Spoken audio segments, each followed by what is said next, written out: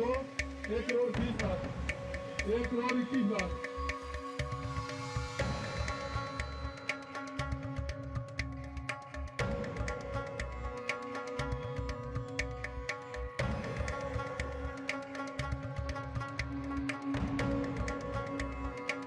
हम हर रोज आपको बताएंगे कि We हमने won't tell you how much of people's money we have saved every day.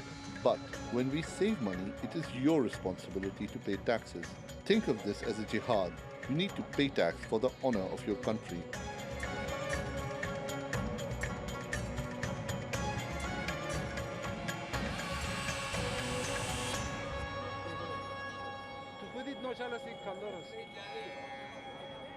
These mayas as a whole would create goodwill among the people of Pakistan, that the government is serious in collecting and obviously effectively applying that revenue over the people for their benefits. We, on the other hand, have also seen that the Prime Minister has refused to live in the Prime Minister House.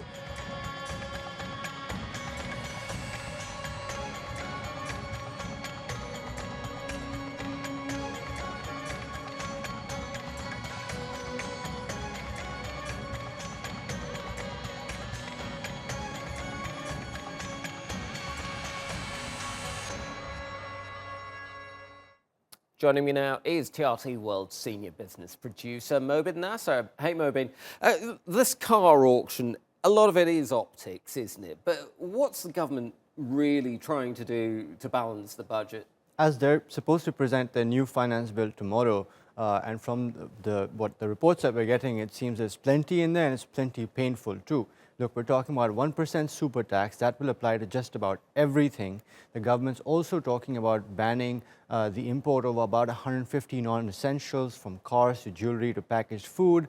They're talking about rolling back some of the cuts in income tax that were introduced by the last government a year ago. And similarly, they're talking about rolling back some duty exemptions. So really this, in a way, helps divert some of the attention away from the pain that is coming within the first 100 or so days of this government taking power. Yeah, I suppose it makes sense for him to put these tough measures in now, while he's still got the political capital to do it. I mean, look, Pakistan's been through several IMF bailouts in the past. What sort of conditions is the fund likely to put in place this time? I think the conditions are going to be just about the same as they are every single time. And the government's, of course, biting the bitter pill, increasing taxes, but this is all in the here and now.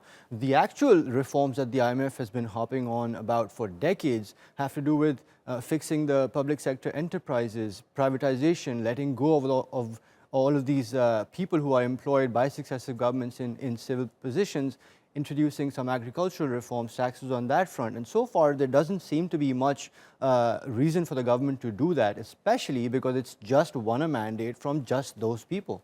Yeah, interesting times. We're going to keep an eye on that. Mobin Nasir, thank you very much.